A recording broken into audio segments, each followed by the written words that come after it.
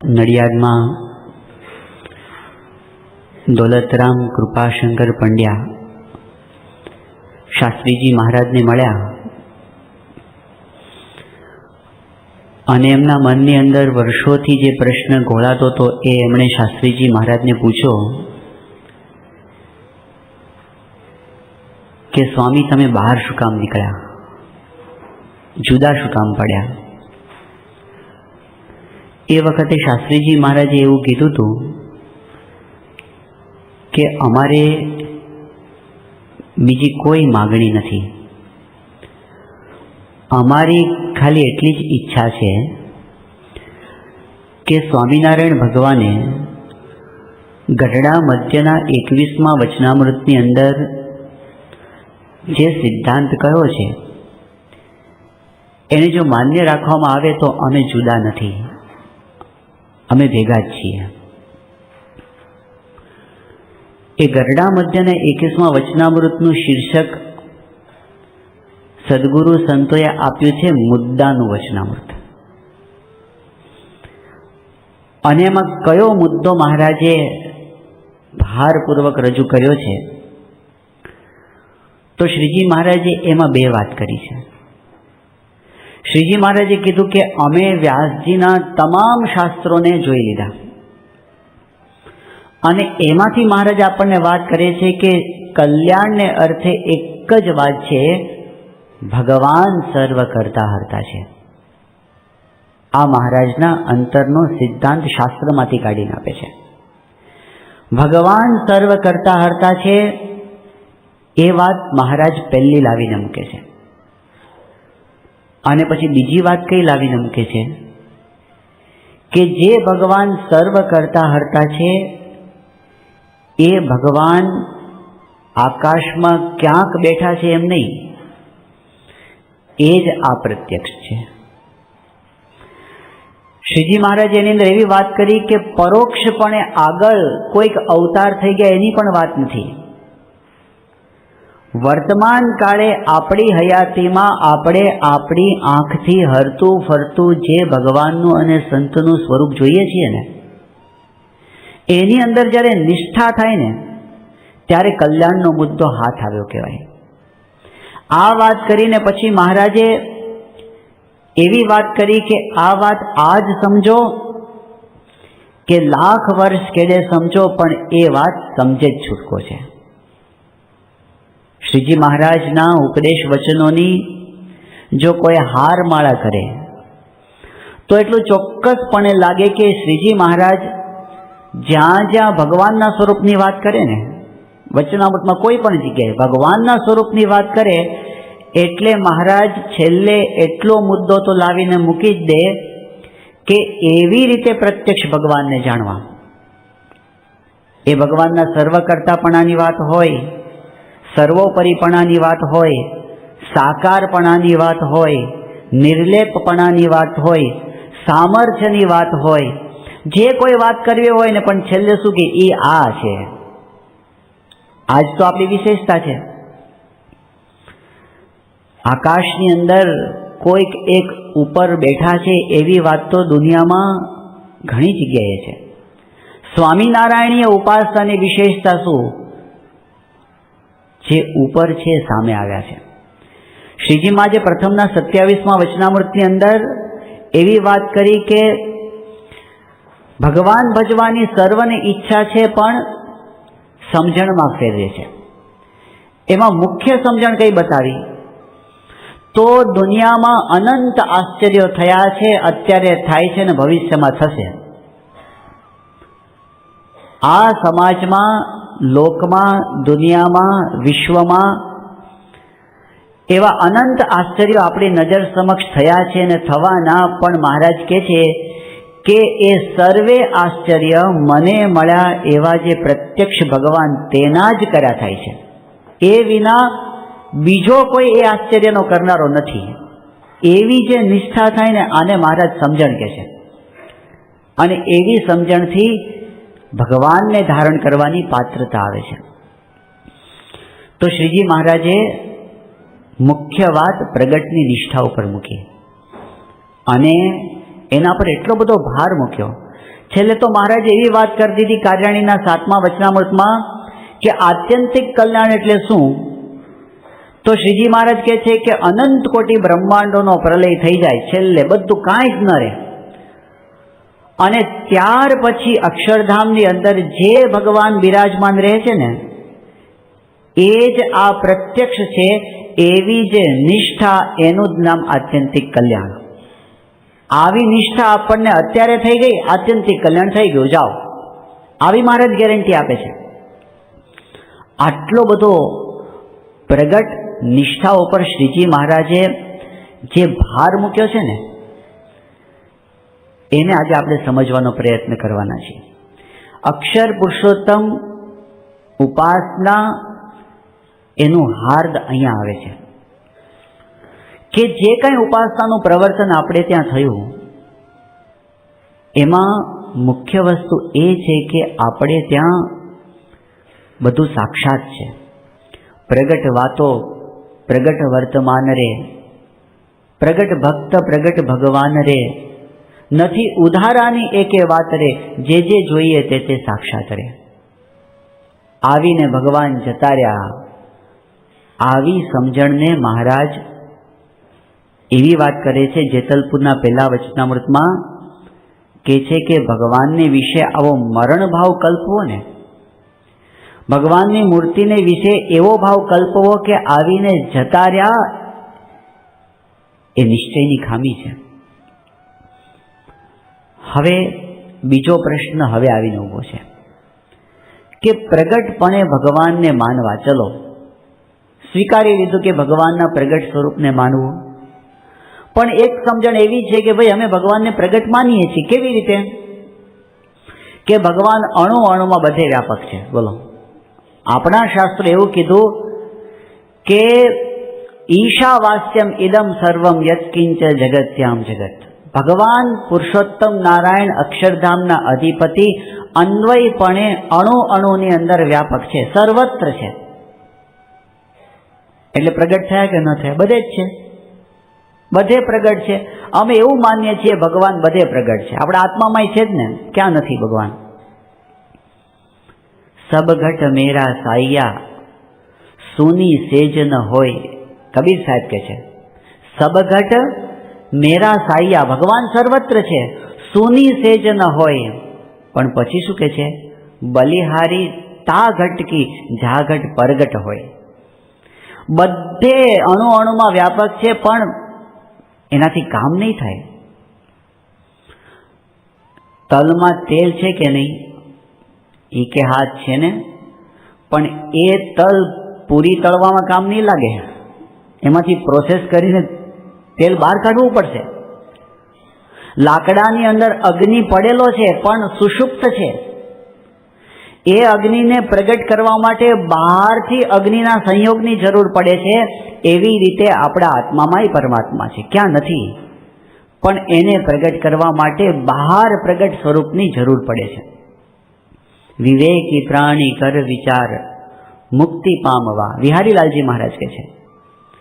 એમણે કીધું કે પ્રગટ ભગવાન મળે, પ્રગટ સંત મળે તો જ કલ્યાણ થાય. જન્મ અને મરણનું દુઃખ તો જ ટળે.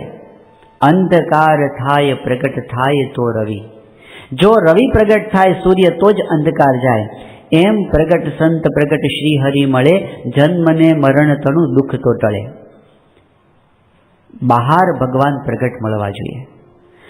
તો કોઈ એવું કહે છે બરાબર, ચાલો અમે બીજી રીતે વિચાર કરીએ છીએ. આ પ્રતિમાઓ છે ભગવાનની, એમાં તો ભગવાન સાક્ષાત બિરાજમાન રહે છે કે નથી રહેતા? આપણે શાસ્ત્રો કહે છે, સ્વામિનારાયણ ભગવાને કીધું છે અષ્ટ પ્રકારની પ્રતિમામાં હું સાક્ષાત રહું છું. તો સ્વામિનારાયણ ભગવાને પોતે પણ મૂર્તિઓ સ્થાપી છે. ઘણી વખત એવો ઐશ્વર્ય બતાવ્યું છે, મારે જે મૂર્તિમાંથી પ્રગટ થઈને પોતે દર્શન આપ્યા છે. એ મૂર્તિ ખાલી પૂતળા નથી, એ મૂર્તિની અંદર ભગવાનનો સાક્ષાત નિવાસ છે. તો પછી જે પ્રતિમાઓ અષ્ટ પ્રકારની છે એને પ્રગટ ભગવાન આંખથી જ દેખાય છે ને? ક્યાં આપણે આંખથી નથી દેખાતા?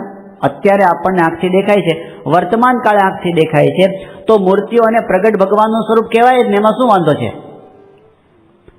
આવી વાત ગુણાતીતાનંદ સ્વામી પાસે કરી ત્યારે ગુણાતીતાનંદ સ્વામીએ મર્મ સમજાવ્યો.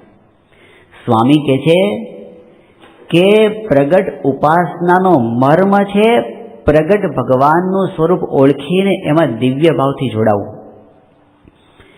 દિવ્ય ભાવ અને મનુષ્ય ભાવ એના તમામ ચરિત્રોની અંદર આપણને અખંડ દિવ્ય ભાવ રહે એ સાધના છે.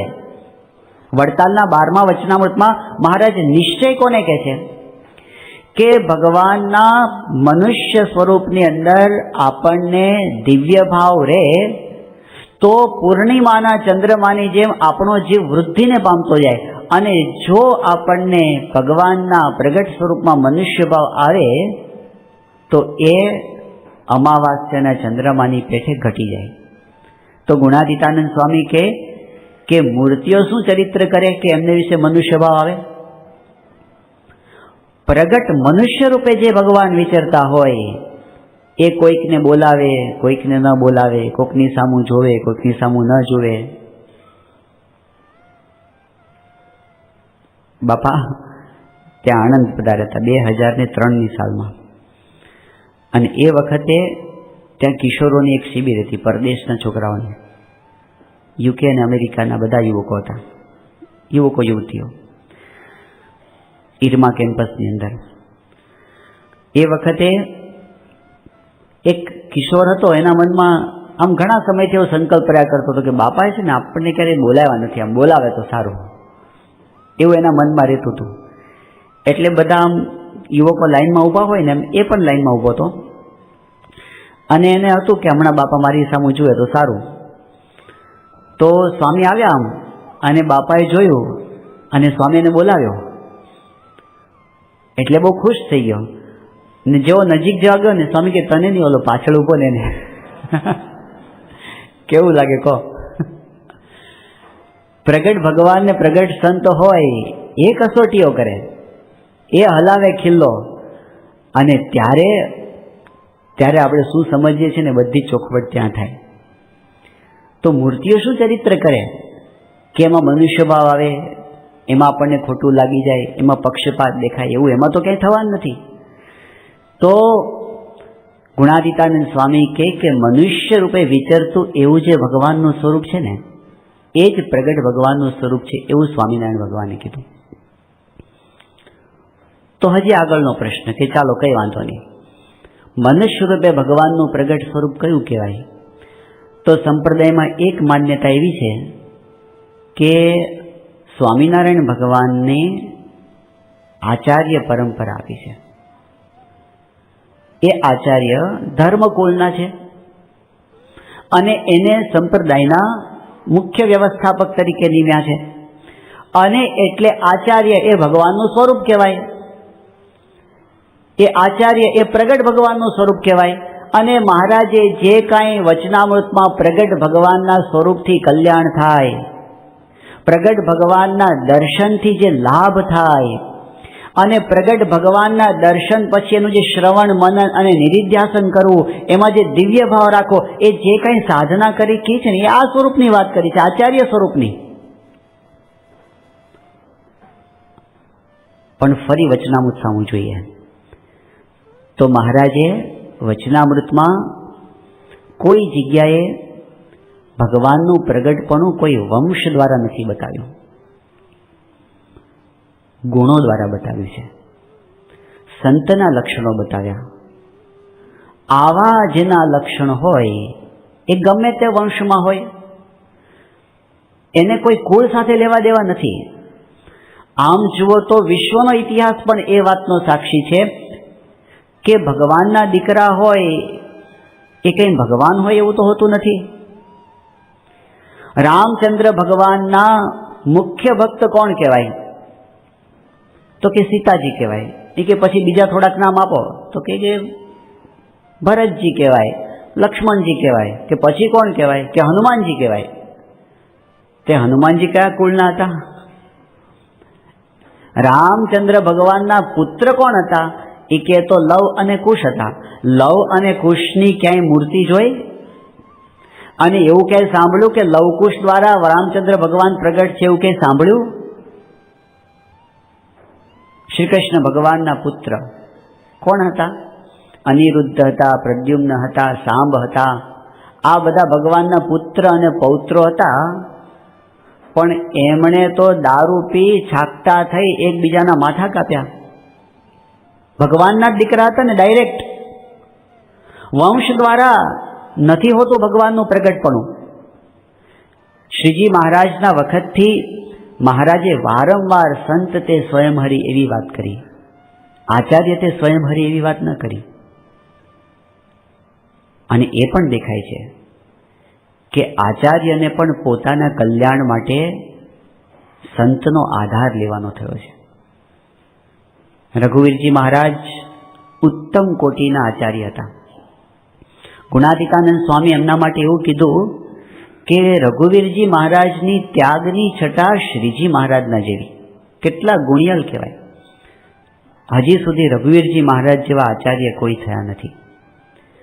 એ રઘુવીરજી મહારાજ ગુણાતીતાનંદ સ્વામીને બે પ્રસંગે એમને સ્વામી પાસે નિષ્કપટ થયા છે.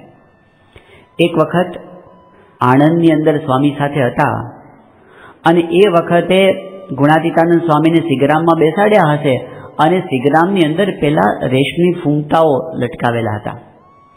તો એ ફૂમતું સ્વામીના ગાલને અડ્યું. ગુણાતીતાનંદ સ્વામીએ સહેજ ટકોર કરી કે આ ફૂમતાઓ ગાલે બકીઓ ભરતા હોય, એમાં ભગવાનમાં વૃત્તિ ક્યાંથી રહે? રઘુવીરજી મહારાજ સમજ્યા કે સ્વામી મને કંઈક સમજાવવા માંગે છે. એમણે કીધું કે સ્વામી અમે તો આમાં જ પડ્યા છીએ. બીજા પ્રસંગે એમણે સ્વામીને પેલો પેંડો આપ્યો અને સ્વામીએ કીધું 500 પરમહંસો ગળું ઝાલે છે, ખાઈસમાં ઝેર છે. એ કે સ્વામી તો અમારું શું થશે?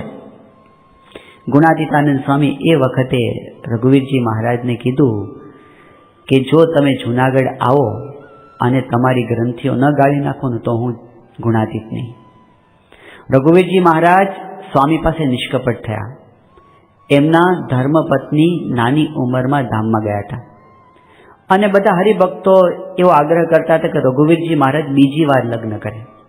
એટલે એમને ગુણાતીતાનંદ સ્વામીને પ્રાર્થના કરીને પૂછ્યું કે સ્વામી, આ બધા મને કહે છે લગ્ન કરવાનું, તો મારે શું કરવું? તો ગુણાતીતાનંદ સ્વામી કે આપની શું મરજી છે? એટલે રઘુવીરજી મહારાજ કે સ્વામી, આમ તો મને એવું થાય છે કે ફરી વખત લગ્ન કરીને સંસારમાં પડવું નથી, પણ અંતરમાં સંકલ્પો રહ્યા કરે છે. આચાર્યશ્રી છે, પૂજનીય પદ છે, સંપ્રદાયના અધિષ્ઠાતા છે, પણ રઘુવીરજી મહારાજની સૌથી મોટી વિશેષતા શું છે કે પોતાની સત્તાના બળ પર ક્યારેય પોતાની મુમુક્ષુતાને આંચ આવવા દીધી નથી. સત્તા આવે ને મુમુક્ષુતા ખસી જાય. એ મુમુક્ષુ રહ્યા છે. હજારો લોકો માનતા હોય, પૂજતા હોય, દંડવત કરતા હોય, છતાં પણ રઘુવીરજી મહારાજ એટલું સમજે છે કે હજી હું જીવ છું, હું માયામાં બંધાયેલો છું. હજી ભૂંડા ઘાટ ઉઠે છે ભીતરે રે, જે ન કહેવાય બાર, એહ વાતનો તારા અંતરે રે, નથી નર વિચાર, તું તપાસી જોને તુજને રે, ઉતરી અંતરમાય, પછી ઈચ્છજે થાવા પૂજને રે, તેનું નથી કાંઈ, નથી ખોળતો ખોટ માહિલી રે, દે છે બીજાને દોષ. કેવું થાય છે કે જ્યારે 5, 10, 25, 50 માણસ માનવા માંડે એટલે જીવની વૃત્તિ એવી છે ને, એ પોતાના અંતર સાથે છેતરપિંડી કરવા માંડે છે. તમે આખી દુનિયાને છેતરી શકો, પોતાની જાતને કેવી રીતે છેતરી શકો? અને જ્યારે માણસ પોતાની જાતને છેતરવા માંડે છે ત્યારે સમજી લેવું કે એનું કલ્યાણનું દ્વાર બંધ થઈ ગયું. રઘુવીરજી મહારાજ એવા ઉત્તમ કોટીના મુમુક્ષુ છે. હજારો લોકો માને છે, પણ પોતે અંતરથી માને છે કે હું હજી માયામાં બંધાયેલો છું. આ આચાર્યનું પદ એ વ્યવસ્થાનું પદ છે, મોક્ષનું પદ નથી. એની ખબર છે એને, એટલે ગુણાતીતાનંદ સ્વામી પાસે નિષ્કપટ થયા કે સ્વામી એ તો તમે ટાળો તો થાય. અને ગુણાતીતાનંદ સ્વામીનો સમાગમ કરવા ગયા. સતત 7 વર્ષ સુધી સમાગમ કરવા ગયા છે. સંવત 1912 થી સંવત 1919ની સાલ સુધી, સતત 7 વર્ષ સુધી. અને એ દરમિયાન એમને એવો અનુભવ થયો છે કે ગુણાતીતાનંદ સ્વામીએ એની ગ્રંથિઓ ગાળી નાખી. તીર્થવાસી થઈને ગયા, બોલો. જાતે ખીચડી પકાવતા હતા, બધો ઠાઠમાઠ મૂકી દીધો આચાર્ય પદનો. આચાર્યને પણ પોતાના કલ્યાણ માટે સત્પુરુષના શરણે જવું પડે, કારણ કે ભગવાન પ્રગટ એમના દ્વારા છે. આચાર્ય વિહારીલાલજી મહારાજ એ પણ એવા મુમુક્ષુ આચાર્ય હતા. અને જ્યારે ભગતજી મહારાજને મળ્યા ગઢડાની અંદર, એ ભગતજી મહારાજને એકાંતમાં મળ્યા, નિષ્કપટ થયા. પોતાની ભૂલો, પોતાની ખામીઓ, પોતાના દોષો, સ્વભાવો ભગતજી મહારાજ પાસે ખોલ્યા છે એમણે. ભલે સંપ્રદાયની વ્યવસ્થાની રીતે એવું હતું કે એ વખતે ભગતજી મહારાજને ક્યાંય જવું હોય, વિહારીલાલજી મહારાજની ચિઠ્ઠી મળે તો જવાય. પણ વિહારીલાલજી મહારાજ સમજતા હતા કે આ મારી સેવા છે, હું કલ્યાણદાતા નથી, કલ્યાણદાતા તો આ સત્પુરુષ છે, એવું સમજતા હતા. તો કલ્યાણ એ સંત દ્વારા છે. અને શ્રીજી મહારાજે જો વચનામૃતની અંદર કીધું, જ્યાં જ્યાં પણ કલ્યાણની વાત આવી, શ્રીજી મહારાજે વડતાલના 4થા વચનમાં કીધું કે 30 લક્ષણયુક્ત સંત હોય, એના વચનમાં મન કર્મ વચને વર્તે તો કલ્યાણના બધા સાધન આવી જાય. પ્રથમ 54 મોક્ષનું દ્વાર કેવી રીતે ઉઘાડું થાય? સત્પુરુષમાં દ્રઢ આત્મબુદ્ધિ થાય તો મોક્ષનું દ્વાર ઉઘાડું થાય. અરે મહારાજે તો એટલી હદ સુધી વાત કરી, સંતનો આશરો કરે તો કલ્યાણ થાય. જેતરપુરના પહેલા વચનમાં મહારાજ આશરો શબ્દ વાપરે છે, ભગવાનનો આશરો અને સંતનો આશરો, એવી વાત કરી. અને મહારાજે એ વાત એટલી બધી એ વખતે ઠાસીને ભરી દીધી હશે બધાના હૃદયની અંદર સંત મહિમાની, કે પરમહંસોની વાતોમાં પણ સંતનો અપરંપાર મહિમા આવ્યો. એ એમને એમ નથી આવ્યો, શ્રીજી મહારાજે એનો ઠેલ માર્યો છે સંત દ્વારા કલ્યાણનો. કહ્યું બહુ પ્રકારે કલ્યાણ રે, અતિ અગણિત અપ્રમાણ રે, પણ સૌથી સરસ સંત મારે, રાખ્યું વાલમે એની વાત મારે. વાલમની વાત કઈ? વચનામૃત. આ નિષ્કુળાનંદ સ્વામી કલ્યાણ નિર્ણયમાં લખે છે, હા કલ્યાણ થાય, દાન આપો તોય કલ્યાણ થાય, પણ કલ્યાણ એટલે ઉર્ધ્વ ગતિ. બહુ પ્રકારે કલ્યાણની વાત કરી, પણ સૌથી સરસ કલ્યાણ શેનાથી થાય? સૌથી સરસ સંત મારે, રાખ્યું વાલમે એની વાત મારે. સંત થકી કલ્યાણ બતાવ્યું, સંત દ્વારા પ્રગટપણું બતાવ્યું. 8 પ્રકારની પ્રતિમામાં અને સંતમાં હું સાક્ષાત રહું છું, એવી વાત મહારાજે આપણને કરી. અને પરમહંસોએ એ વાતને ધારી લીધી. ધન્ય ધન્ય એ સંત સુજાણને, જેનું ઉલટી પલટ્યું આપ, સંત તે સ્વયં હરી. જેના શીશમાં શીશ છે શ્યામનું, જેના નેણમાં નાથના નેણ, સંત તે સ્વયં હરી. જેના મુખમાં મુખ મહારાજનું, જેના વેણમાં વાલાના વેણ, સંત તે સ્વયં હરી. કેટલી મોટી વાત કરી દીધી, સંત તે સ્વયં હરી. આટલો બધો મહિમા પરમહંસોના પદમાં આવ્યો, કારણ કે એ વાત સ્વામિનારાયણ ભગવાનનો સિદ્ધાંત હતો કે ભગવાનની પેઠે સંતની સેવા કરવી. અંત્યનું 26મું વચનામૃત. પણ હવે પ્રશ્ન એ આવે છે કે એ સંત કયા?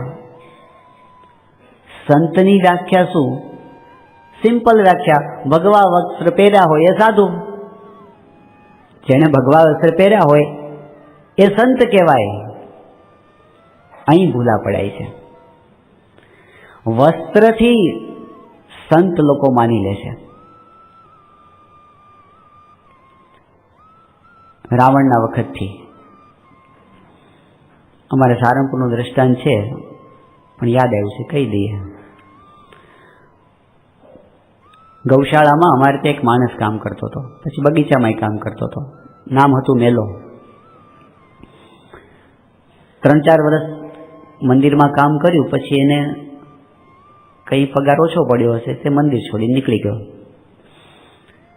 થોડાક વર્ષો પછી સારંગપુર મંદિરમાં યાત્રાની બસ આવી અને બસની અંદરથી કેટલાક યાત્રિકો નીચે ઉતર્યા અને એમાં એક મહાત્મા પણ ઉતર્યા. ધોળા વસ્ત્ર હતા, લાંબી દાઢી હતી, જટા પણ હતી, મોટી માળાઓ ગળામાં હતી, નહીં તિલક હતા. તો એ ઓફિસ તરફ આવ્યા. સારંગપુરનો બગીચો સંભાળે છે ઘનશ્યામ પ્રકાશ સ્વામી, એટલે ત્યાં આવીને એ આવ્યા એટલે ઘનશ્યામ પ્રકાશ સ્વામી ઊભા થયા. એ કે સ્વામી જય સ્વામિનારાયણ. ઘનશ્યામ પ્રકાશ સ્વામી કે જય સ્વામિનારાયણ મહારાજ, ક્યાંથી પધારો છો? એ કે લ્યો સ્વામી મને ન ઓળખે, હું મેલો. તો અમને બહુ આશ્ચર્ય થયું કે આ શું ધંધા આદરા છે. એ કે સ્વામી હવે તો મારો આશ્રમ ચાલે છે અને આ બધા મારા શિષ્યો છે, હું ગુરુ થયો છું. આટલું સહેલું છે જો કોઈને થવું હોય ને તો. કપડાં પહેરવાથી થાય છે અંગ ભસ્મ ઘસે શિર જૂટ જૂટા, ગળે માળ તિલક તન ચટાપટા, માહી કામ ક્રોધ મદ મોહ ઘટા. ઉપરના દેખાવથી ના પાડે છે આપણા શાસ્ત્ર, એનાથી નહીં. તો કેટલાક મનના એમ માને છે સંત એટલે શું? જોરદાર કથા પ્રવચન કરતા હોય, છટાદાર વાતો કરતા હોય એને સંત માનવા. આવું હોય છે. કથાકાર એટલે ગુરુ એવું નથી હોતું. એવું તો દુનિયામાં બહુ જગ્યાએ હોય છે. અરે એ તો એક આર્ટ છે. આપણે કોઈ પણ શાસ્ત્ર વાંચીએ, ઉપનિષદ, ગીતા, ભાગવત, રામાયણ, મહાભારત, વચનામૃત, સ્વામીની વાતો, એક પણ શાસ્ત્રમાં કોઈ જગ્યાએ સંતના લક્ષણ છે ને એમાં એવું ક્યાંય નથી કીધું કે જે આમ જોરદાર પ્રવચન કરે ને એને સંત કહેવાય. એ તો એક કળા છે. આપણે જોઈએ છીએ કે કંઈ આમ ભગતજી મહારાજ એવા વિદ્વાન નહોતા, એક એવી છટાદાર કથા નહોતા કરતા. સંતપણું શેમાં હોય છે? સંતપણું એ ગુણોની અંદર છે. એ ખાલી છટા પ્રવચનોમાં હોતું નથી. એ તો આર્ટ કહેવાય. તો એનાથી આગળની વાત એ કે તો આપણે છે ને એવું નક્કી કરીએ કે કોઈક ચમત્કાર દેખાડતા હોય ને તો એ સંત સાચા. હમણાં એક આશ્ચર્ય થયું મને, એ તો વર્ષોથી ચાલતું આવ્યું છે પણ આપણા માટે આશ્ચર્ય, કે ખ્રિસ્તી ધર્મની અંદર એવું હોય છે કે કોઈ જીવતા હોય ને એને સંત નહીં કહેવાના, મરે પછી જ સંત કહેવાય. જીવે ને એને કોઈને સંત કહેવાના નહીં, મર્યા પછી સંત કહેવાય. પણ મર્યા પછી સંત કહેવાય એમાં એની લાયકાત શું? કોને સંત કહેવા? તો લાયકાત એ કે જેના જીવનમાં કંઈક ચમત્કાર બન્યા હોય ને તો જ એને સંત કહેવાય, નહીંતર ન કહેવાય. સંતની ડેફિનેશન શું?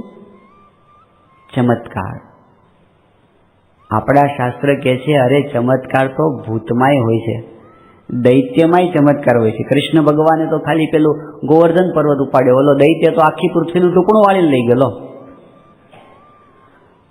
મલિન દેવતાઓના ચમત્કારો હોય છે. અરે સાધારણ રીતે કોઈક સાધના કરે અને એની અંદર એવા થોડાક સિદ્ધિઓ આવી જાય છે, અનેક પ્રકારની સિદ્ધિઓ. એ સિદ્ધિઓ તો નરકના દ્વાર જેવી બતાવી છે. એ સિદ્ધિઓમાં પડ્યા તો હલવાઈ ગયા, કલ્યાણના માર્ગથી દૂર જતા રહ્યા. એટલે એક વર્ગ એવો છે જે ખાલી ચમત્કારોને શોધે છે. પણ એનાથી આગળ વધીને લક્ષણો આવ્યા. પણ હવે એમાંય પ્રશ્ન છે, સંત કોને કહેવા?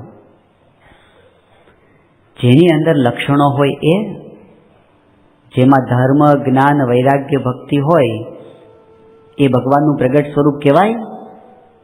અહીં આગળ યોગી બાપાએ જબરજસ્ત ચોખવટ કરી છે. સત્પુરુષ વિના કોઈ સિદ્ધાંતની ચોખવટ કરી જ ન શકે. તો યોગી બાપાએ ત્યાં ચોખવટ કરી.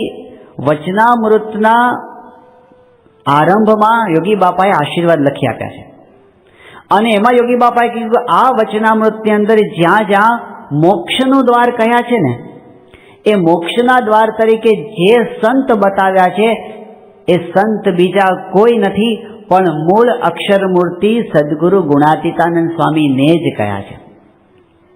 મોક્ષનું દ્વાર સંત એટલે ગુણાતીતાનંદ સ્વામી, અક્ષર બ્રહ્મ સંતને મોક્ષનું દ્વાર કહ્યા છે. આ ચોખવટ યોગી બાપાએ કરી. કારણ કે સ્વામીની વાતોમાં જે કાંઈ ઉપદેશ વચનો આપે છે એમાં સ્વામી એક વાત એવી કહે છે કે વચનામૃતમાં જેટલા કાંઈ લક્ષણો બતાવ્યા છે એ બધા તો મુક્તમાં પણ હોય છે. મુક્તમાં પણ ધર્મ, જ્ઞાન, વૈરાગ્ય અને ભક્તિ હોય છે. કોઈ સાધન કરીને એવી દશાને પ્રાપ્ત કરે તો એની અંદર એ સારા સારા સદગુણો બધા હોય છે. પણ કે છે ના, અહીં આગળ જે વાત કરી છે અનાદિ ગુણાતીતની વાત છે. સાધન કરીને સિદ્ધ થયેલા પુરુષની વાત અહીંયા નથી. સત્પુરુષ અનાદિકાળથી સિદ્ધ હોય છે. યોગી બાપાએ આ વાત એમના ઉપદેશ વચનોમાં કરી. યોગી બાપા કે ગુણાતીત તો એક જ, કોઈ મેળે માવજીભાઈ થઈ શકે નહીં. અને એમાં યોગી બાપાએ કીધું કે સત્પુરુષનો ભેદ અનાદિનો છે. આવી ચોખવટ કરી યોગી બાપાએ.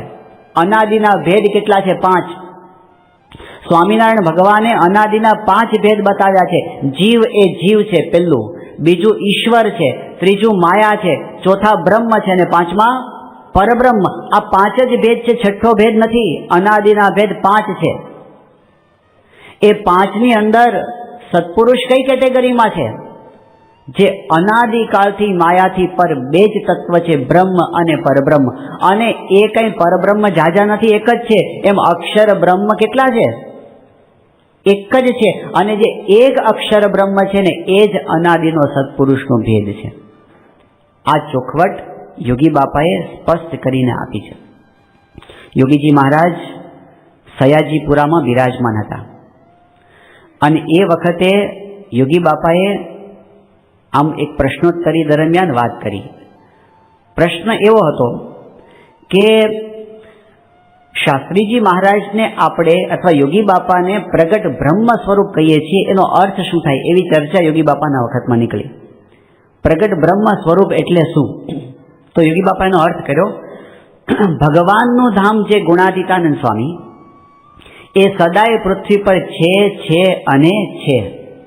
બરાબર ધ્યાનથી સાંભળીએ.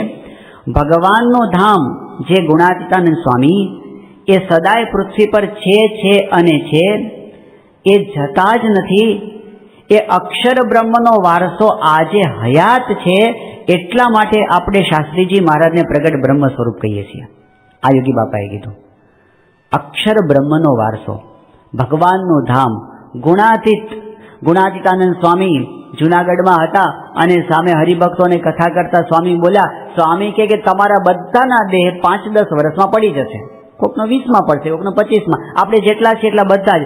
ગુણાતીતાનંદ સ્વામી કે તમારા બધાના દેહ 5-10 વર્ષમાં પડી જશે, પણ હું તો ચિરંજીવી છું, હું જવાનો નથી.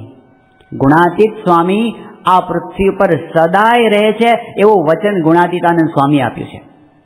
એવું વચન આપણને યોગી બાપાએ આપ્યું છે. એવું વચન આપણને શાસ્ત્રીજી મહારાજ આપ્યું છે. શાસ્ત્રીજી મહારાજ રાજકોટની અંદર બિરાજમાન હતા અને એ વખતે સમાચાર આવ્યા કે ભગતજી મહારાજ ધામમાં પધાર્યા. સામે રામજી ભટ્ટ નામના હરિભક્ત બેઠા હતા. રામજી ભટ્ટ શાસ્ત્રીજી મહારાજ પાસે બોલ્યા કે આ ભગતજી મહારાજ એ તો પૃથ્વીનું મંગલ હતા. ભગતજી મહારાજ ગયા એટલે પૃથ્વીનું મંગલ જતું રહ્યું. એ વખતે શાસ્ત્રીજી મહારાજે શું વાત કરી? સત્પુરુષ ક્યારેય પૃથ્વી પરથી જતા જ નથી. આ કેટલું મોટું વચન છે. શાસ્ત્રીજી મહારાજે બોલ્યા સત્પુરુષ ક્યારેય પૃથ્વી પરથી જતા નથી. એ વચનની નોંધ કોણે લીધી છે? યોગી બાપાએ. યોગી બાપાએ યોગી ગીતાની અંદર આ વચનોની નોંધ લીધી છે શાસ્ત્રીજી મહારાજના. સત્પુરુષ ક્યારેય પૃથ્વી પરથી જતા જ નથી. શાસ્ત્રીજી મહારાજનું વચન યોગી બાપાએ એને ઇતિહાસમાં નોંધ્યું અને પ્રમુખ સ્વામી મહારાજે સિક્કો માર્યો. પ્રસંગ એવો બન્યો, યોગીજી મહારાજ છેલ્લી બીમારીમાં હતા ગોંડલની અંદર. 13મી જાન્યુઆરી 1991ના દિવસે એમને હાર્ટ એટેક આવ્યો. યોગી બાપાની તબિયત ગંભીર હતી એટલે એ વખતે બધા હરિભક્તો પ્રાર્થના કરતા હોય. એમાં હર્ષદભાઈ ચાવડા જે પોતે ત્યાં સેવા કરતા હતા યુવક તરીકે, એમને બાપામાં આટલો બધો પ્રેમ લગાવ હોય એટલે એમણે પ્રાર્થના કરી અને એવો નિયમ લીધો કે યોગી બાપાને જ્યાં સુધી સારું ન થાય ને ત્યાં સુધી કોઈ પણ પ્રકારનું ગળ પણ ખાવું નહીં. આ એમને નિયમ લઈ લીધો. યોગી બાપાને પછી સારવાર માટે મુંબઈ જવાનું થયું. પછી યોગી બાપાએ એમનો સંકલ્પ નહોતો એટલે એમને દેહ છોડી દીધો. બાપા ધામમાં ગયા. યોગી બાપા ધામમાં ગયા પછી ગોંડલની અંદર પારાયણ ચાલતું હતું અને એમાં હરિભક્તો આવ્યા હોય એ બધા સેવામાં, હર્ષદભાઈને એ બધા જ હોય હરિભક્તોને જમાડવાની સેવામાં. તો પ્રમુખ સ્વામી મહારાજ છે એક વખત ત્યાં આવ્યા હતા, હરિભક્તો બધા જમતા તેની વ્યવસ્થામાં. સ્વામીએ જાતે બધાને પીરસતા હતા સ્વામી બાપા.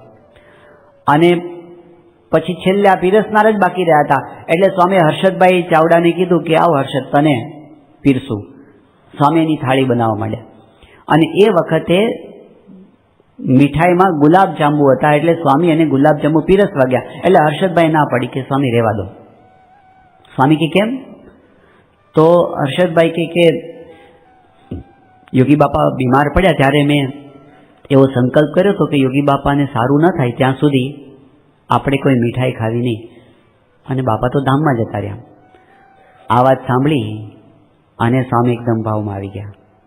સ્વામી કે હર્ષદ, શું તું એમ માને છે કે યોગી બાપા જતા રહ્યા? સત્પુરુષ ક્યારેય પૃથ્વી પરથી જતા જ નથી, એ શાસ્ત્રીજી મહારાજનો સિદ્ધાંત છે. લે, એમ કરીને સ્વામી એને ગુલાબજાંબુ જમાડ્યા. શાસ્ત્રીજી મહારાજે સિદ્ધાંત સમજાવ્યો, યોગી બાપાએ એની નોંધ લીધી. પ્રમુખ સ્વામી મહારાજે સિક્કો મારી દીધો. સત્પુરુષ ક્યારેય પૃથ્વી પરથી જતા. આ એક વચનમાં આપણે ફાવી ગયા. આ એક વચનમાં આપણે બધા કૃતાર્થ થઈ ગયા. આપણને છોડીને ક્યારેય ભગવાનને સંત આ પૃથ્વી પરથી જવાના જ નથી. એ એમનું વચન છે, બિરુદ છે. હું ક્યારેય નહીં જાઉં. 1984માં પ્રમુખ સ્વામી મહારાજ અમેરિકાના વિચરણમાં હતા. અને એ વખતે ટેનેસી સ્ટેટની અંદર એક હરિભક્તની મોટેલમાં બાપાની પધરામણી હતી, ડાયર્સબર્ગ નામના શહેરમાં. એ હરિભક્તનું નામ હતું ચિતુભાઈ. દક્ષિણ ગુજરાતના સેવણી ગામના વતની છે. એમના ઘરે બાપા પધરામણી પધાર્યા અને પેલી વિધિ ચાલતી હતી. એ વિધિ દરમિયાન એમના પડોશી એ ત્યાં દર્શન કરવા માટે આવ્યા. એ સત્સંગી નહોતા પણ ગુજરાતી હતા અને સંતો આવ્યા છે એટલે એવી ભાવના કે આપણે દર્શન કરવા જઈએ. એ આવ્યા, બાપાએ એમનો પરિચય પૂછો એટલે એમણે પોતાનો પરિચય આપ્યો કે મારું નામ ઇન્દ્રસિંહ છે અને હું લીમડી ગામનો છું ગુજરાતમાં.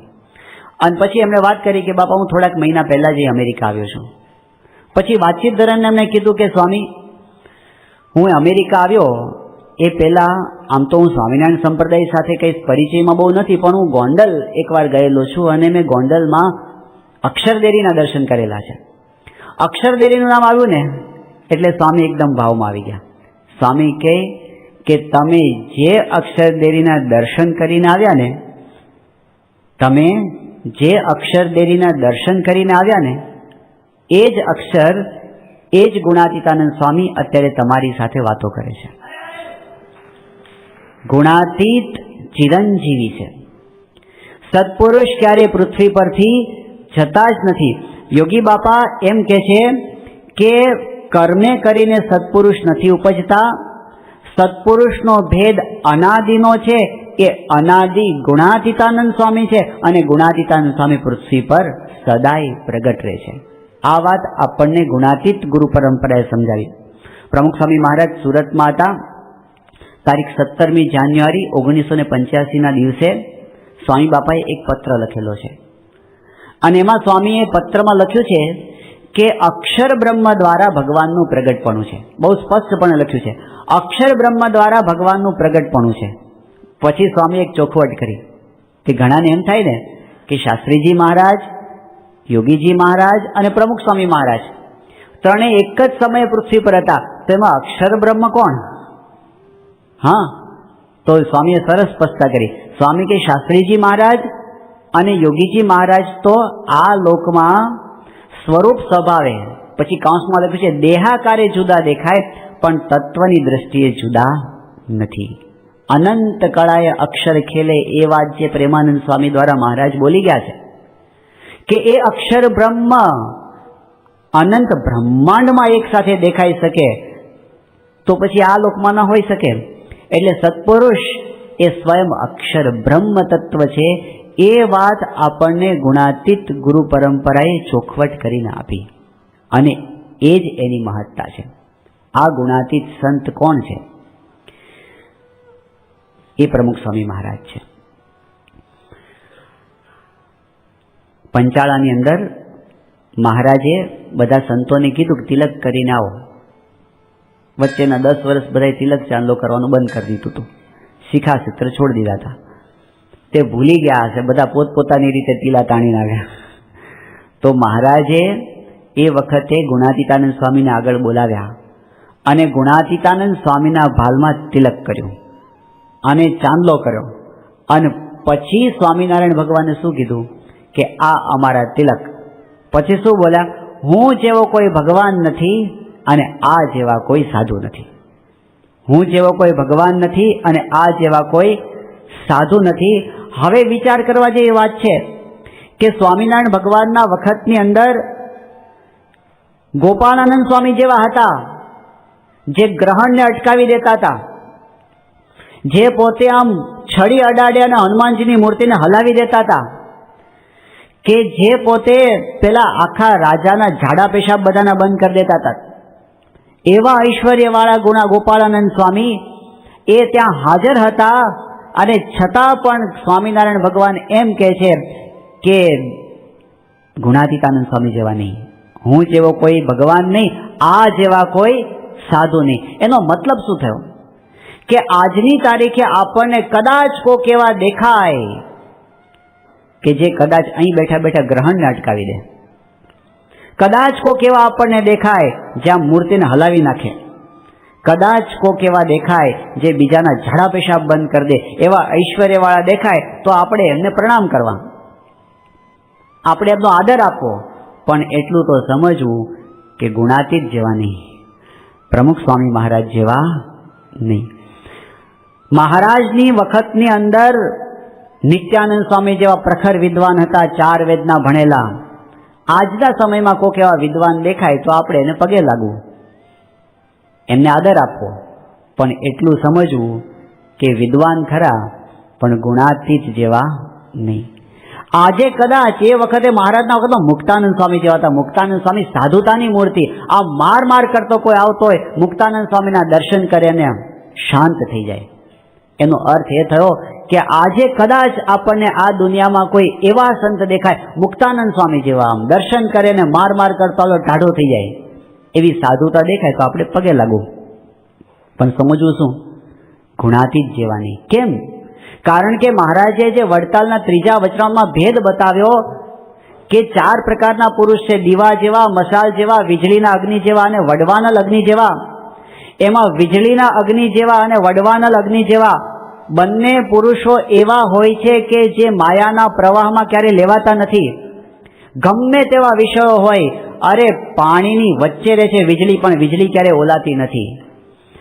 અને પાણીની વચ્ચે રહે છે વડવાનલ, પણ વડવાનલ ક્યારે ઓલાતો નથી. એ વીજળી જેવા ને વડવાનલ જેવા સત્પુરુષો જે હોય છે ને એ ક્યારે ઓલાતા નથી. પણ મહારાજે એવું કીધું કે વીજળીના અગ્નિ જેવા હોય ને એ પોતે ન ઓલાય, એટલું સારું.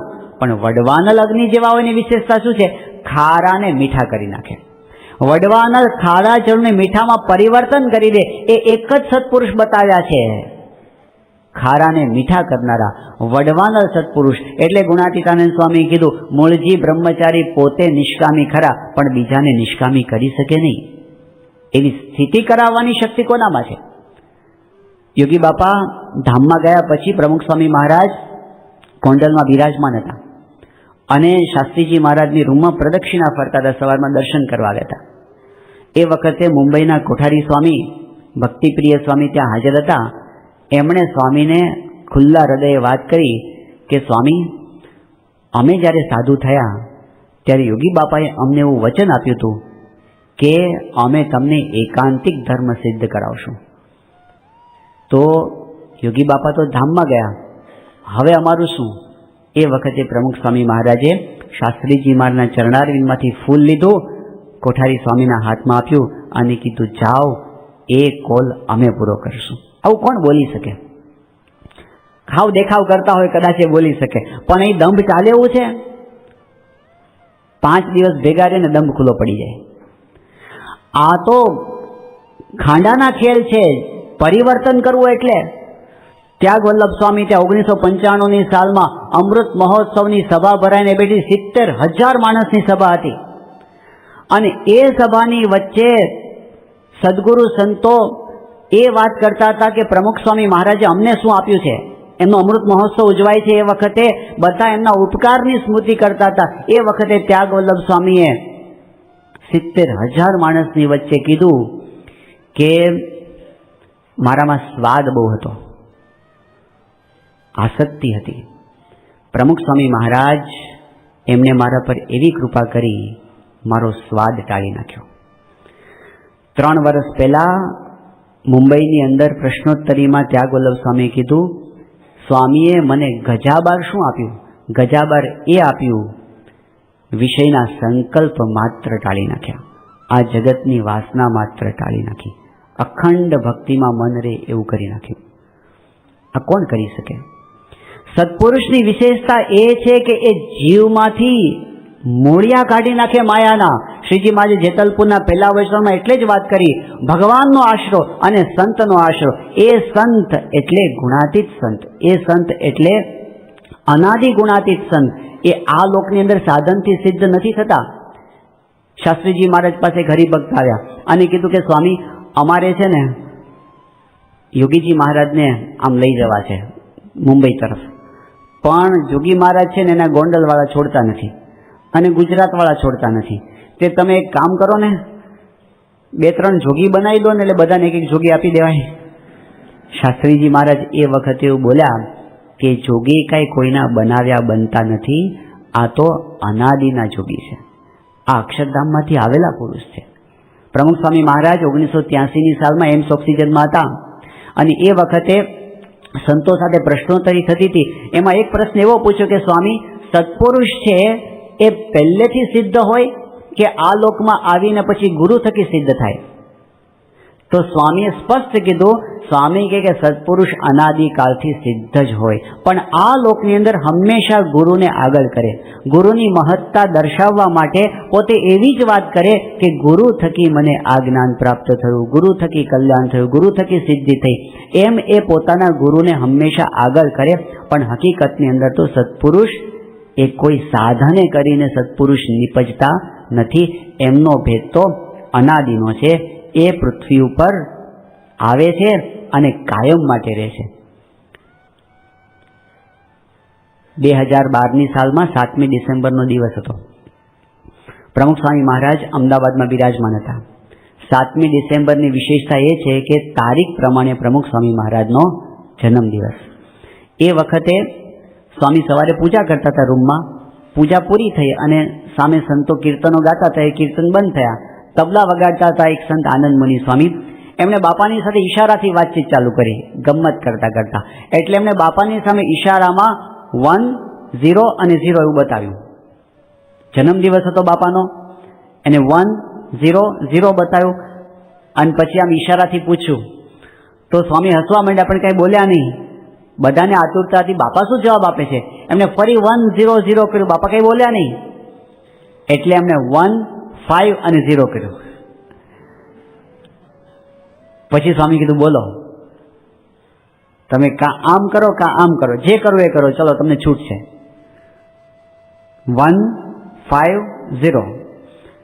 તો સ્વામી હસતા હસતા બોલ્યા, બાપા કે અવિનાશી, આ 100ના અને 150ના આંકડા આપણા આંકડા છે. સત્પુરુષ ક્યારેય પૃથ્વી પરથી જતા નથી.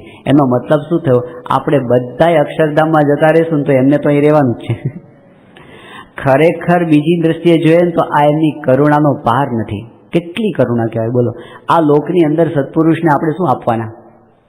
એમના અપમાનો કરવાના, તિરસ્કાર કરવાના, એમની આજ્ઞા નહીં પાળવાના, મનધાર્યું કરવાના, બધું ઘણું કર્યું છે આપણે. પણ એની વચ્ચે પણ એ ક્યારે ઉદાસ ન થાય. એ કે જવા દો, આ લોકમાં કંઈ રહેવા જેવું નથી, આપણે અક્ષરધામમાં બરાબર છે, એવું નથી કરતા. એ આ લોકમાં રહે છે, આપણી વચ્ચે રહે છે, કાયમ માટે રહે છે, એવું એમને વરદાન આપ્યું છે ને. એટલે એ સત્પુરુષની મોટા મોટી કૃપા છે. પણ હવે અગત્યની વાત એ આવે છે કે આવું પ્રગાઢ ભગવાનનું સ્વરૂપ છે, એમના સ્વરૂપની નિષ્ઠા કરવી કેવી રીતે, એમના સ્વરૂપની દ્રઢતા કેવી રીતે કરવી, એને ઓળખવા કેવી રીતે, આ વાત શ્રીજી મહારાજે અંત્યના 27મા વચનામૃતમાં કરી છે. મહારાજે કીધું, પ્રશ્ન એ છે કે ભગવાનના સ્વરૂપનો નિશ્ચય કોને કહેવાય? અને મહારાજ વ્યાખ્યા કરે છે કે નિષ્કામ, નિર્લોભ, નિસ્વાદ, નિર્માન, નિસ્નેહ, આવા લક્ષણવાળા જે સંત હોય એને અને ભગવાનને સાક્ષાત સંબંધ હોય, એ સંતના વચનથી ભગવાનના સ્વરૂપનો નિશ્ચય થાય છે, એ વિના થતો જ નથી. મહારાજ તો એમ કહે છે કે સંતનો વચનમાં વિશ્વાસ એ જ નિશ્ચય છે. નિશ્ચયની વ્યાખ્યા છે એ વિના કોકે કદાચ નિશ્ચય કર્યો હશે ને તો પણ એ ટકવાનો નથી. નિશ્ચય કોને કહેવાય? સંતના વચનમાં વિશ્વાસ, એનું જ નામ નિશ્ચય. અને એટલે જો આપણે પેલો પત્ર વાંચતા હતા 7મી ડિસેમ્બર 1938ના દિવસે શાસ્ત્રીજી મહારાજે આફ્રિકાના હરિભક્તો ઉપર જે પત્ર લખ્યો, એ પત્રની અંદર શાસ્ત્રીજી મહારાજ એમ કહે છે કે જો તમે મને માટે મારો વિશ્વાસ હોય અને મને સાચા બોલો પ્રામાણિક પુરુષ હોવ એમ માનતા હો તો આ અક્ષર પુરુષોત્તમ ઉપાસનાની વાતને તમે સાચી માનજો. અહીં આગળ અગત્યનો મુદ્દો આવે છે. શાસ્ત્રીજી મહારાજ કોણ પુરુષ છે? એ પુરુષ પોતાની 85 વર્ષની ઉંમરે શાસ્ત્રીજી મહારાજનો એક પ્રસંગ આવે છે કે એ વખતે શાસ્ત્રીજી મહારાજે નિર્ણય લીધો કે હવે મારી સ્થાને મારે નારાયણ સ્વરૂપદાસજીને આ સંસ્થાના પ્રમુખ તરીકે નીમવા. એ વખતે હરિભક્તો હતા, જૂના હતા, પીઢ હતા, અનુભવી હતા, સમર્પિત હતા. એમના મનમાં એવો વિચાર આવ્યો કે આટલી નાની ઉંમરના સાધુ અને આટલો મોટો આ સંસ્થાનો ભાર. શાસ્ત્રીજી મહારાજને મળીને કીધું કે સ્વામી, એવું લાગે છે કે આમાં જરા ઉતાવળ થતી હોય લાગે છે, આમાં જરા વિચાર કરવાની જરૂર છે. અને પછી એક હરિભક્ત તો એવું બોલી ગયા કે સ્વામી, કદાચ એવું ન થાય કે આમાં પાછળથી પસ્તાવું પડે. આવું કીધું ને એટલે શાસ્ત્રીજી મહારાજ એક સિદ્ધાંત વાક્ય બોલ્યા. શાસ્ત્રીજી મહારાજ કહે કે મેં મારી જિંદગીમાં અત્યાર સુધીમાં એક પણ કામ એવું કર્યું નથી કે મારે ક્યારેય પસ્તાવું પડે. 85 વર્ષની ઉંમરે આ દુનિયાનો ઇતિહાસ તપાસી લાવો. હજારો મહાપુરુષો, અરે લાખો મહાપુરુષો થયા છે. શાસ્ત્રીજી મહારાજના પેંગડામાં પગ ઘાલે એવો કોઈ લઈ આવો જે એમ બોલે મારી જિંદગીમાં મારે એક પણ વખત પસ્તાવાનો વારો આવ્યો નથી. આ પુરુષ છે શાસ્ત્રીજી મહારાજ. યોગી બાપા, એમને જ્યારે પૂછ્યું, મૂંઝવણ થઈ, યોગી બાપા કે જિંદગીમાં નહીં. જેમને ક્યારે મૂંઝવણ ન થયો જિંદગીમાં, પ્રમુખ સ્વામી મહારાજને કીધું તમને ક્યારે અફસોસ થયો છે? યોગી બાપા કે પ્રમુખ સ્વામી મહારાજ કે ક્યારેય નહીં. જે પુરુષને જિંદગીમાં ક્યારેય એક પણ વખત અફસોસ ના થયો હોય, એક પણ વખત મૂંઝવણ ન થઈ હોય, એક પણ વખત પસ્તાવો ન થયો હોય, એ પુરુષનું જીવન કેટલું સૈદ્ધાંતિક હોય, કેટલું પ્યોર હોય, કેટલું પોતાના ગુરુ અને પોતાના ઈષ્ટદેવના સિદ્ધાંતને, એમના આદેશને, એની સમજ, એના સ્વરૂપને સમજીને ચાલતા હશે. આપણે દિવસમાં 5 વખત એવું થાય છે કે બોલ્યા પછી એમ થાય કે ન બોલ્યો હોત તો સારું હતું, ખાધા પછી એમ થાય કે માપનું ખાધું હોત તો સારું હતું. કેટલી વખત એવું થાય છે સવારે ઉઠીએ ત્યારે એમ થાય કે જરાક વહેલો ઉઠ્યો હોત તો સારું હતું. કેટલી વખત એવું થાય છે. આખી જિંદગીમાં 85 વર્ષ સુધી જેને પસ્તાવાનો વારો ના આવ્યો હોય એ પુરુષ છે શાસ્ત્રીજી મહારાજ. અને એ એમ કહે છે કે તમે મને સાચા બોલો પુરુષ માનો છો કે નહીં? શાસ્ત્રીજી મહારાજનો જ્યારે શતાબ્દી મહોત્સવ ઉજવાયો એ વખતે એક ગ્રંથ પ્રકાશિત થયો હતો, યજ્ઞ પુરુષ સ્મૃતિ ગ્રંથ. એમાં હરિભક્તોએ પોતાના અનુભવો લખ્યા છે, નિખાલસ ભાવે લખ્યા છે પોતાના અનુભવો. એમાં એક હરિભક્ત છે આણંદના, જેમનું નામ છે મણિભાઈ નારાયણભાઈ પટેલ. એમણે પોતાનો અનુભવ લખ્યો છે કે મારી યુવાન અવસ્થામાં હું બહુ રજોગુણી હતો, સ્વાદ પણ બહુ હતો, ક્રોધ પણ ખૂબ હતો. શાસ્ત્રીજી મહારાજની સાથે હું એ વખતે ફરતો, સ્વામીના સમાગમથી એ બધા સ્વભાવો ઘસાતા ગયા. અને પછી એમણે કીધું કે એ ગુસ્સો ક્યાં ગયો એની ખબર નથી. એમણે કીધું કે કદાચ ઊંડે અંતરમાં નિર્મૂળ કદાચ ન થયા હોય તો ખબર નથી, પણ એ મને અનુભવાતો નથી. આ બધું નિખાલસપણે લખે છે, જેટલું પોતાનો અનુભવ જેટલું જ લખે છે. પછી એક અનુભવ પોતે લખે છે, એ કહે છે કે મારું જીવન રજોગુણી હતું એટલે મારા વિચારો એવા હતા અને મને ઘણી વખત એવા ખરાબ સપનાઓ પણ આવતા. તો શાસ્ત્રીજી મહારાજની સાથે હું ફરતો હોઉં, શાસ્ત્રીજી માના ચરણ પાસે મારું આસન હોય તો ઘણીવાર એવું બનતું કે મને જ્યારે એવા વિચિત્ર વિચારો આવવાની શરૂઆત થાય અને શાસ્ત્રીજી મહારાજ મને જગાડી દે અને કે શું વિચાર કરે છે, મારે શાસ્ત્રીજી મહારાજની પાસે નિષ્કપટ થઈને જેમ જેમ કહી દેવું પડતું. આ બધું પોતે લખે છે. અને પછી એક અનુભવ લખે છે કે સંવત 1979 સાલ 1979 સંવતમાં છે. સંવત 1979 સાલમાં શાસ્ત્રીજી મહારાજે મને આવી રીતે એકવાર લાત મારીને જગાડ્યો અને પછી મને કીધું કે જા, હવે પછી કોઈ દિવસ તને આવા વિચારો નહીં આવે. એ દિવસથી માંડીને આજ સુધી, આજે લખે છે ને એની સાલ છે સંવત 2021. કેટલા વર્ષ જતા રહ્યા? 40 વર્ષ જતા રહ્યા છે. 42 વર્ષ ગયા છે. આજ સુધી ફરી વખત મને સ્વપ્નનો ઉપવાસ પડ્યો નથી. શું શાસ્ત્રીજી મહારાજની પ્યોરિટી હશે! જેના સ્પર્શ માત્રથી, જેની દ્રષ્ટિ માત્રથી વિકાર ટળી જાય, જેનું નામ રટ્યા થકી મલિન સંકલ્પો સમૂળા ગયા. એ પુરુષ છે શાસ્ત્રીજી મહારાજ. અને એ આપણને એમ કહે છે, તમે મને સાચા બોલો, પ્રામાણિક પુરુષ માનો છો કે નહીં? કેવી જીવની પામરતા છે બોલો. સત્પુરુષના વચનમાં વિશ્વાસ ના આવે ને ત્યાં સુધી નિશ્ચયનું દ્વાર ખુલે જ નહીં. અતિશય વિશ્વાસ, લેશ માત્ર શંકા જો સત્પુરુષના વચનમાં નિશ્ચયની બાબતમાં આવે ને તો મોક્ષનું દ્વાર ખુલે નહીં. નિષ્ઠા ન થાય તો મોક્ષનું દ્વાર ન ખુલે. અને એટલે નિશ્ચય માટે સત્પુરુષ અને સત્પુરુષના વચનમાં અતિશય દ્રઢ વિશ્વાસ. અહીં આગળ જીવ છે ને એ લબાડ જેવો થઈ જાય છે. અહીં આગળ જીવ એ પોતે ગોળીઓ વાળી નાખે છે. મધ્યના 13મા વચનામાં મહારાજ આરંભ કેવો કરે છે જુઓ. આ છે ને ખરેખર આમ સહેલી વસ્તુ નથી. મહારાજના વચનો પરથી ખબર પડે. શ્રીજી મહારાજે સભાની વચ્ચે કીધું, મોટેરા મોટેરા હો અને વાતમાં સમજતા હો તે આગળ આવીને બેસો. બધાને આગળ બેસાડ્યા. અને પછી મહારાજ પૂર્વ ભૂમિકા સેવી બાંધે છે.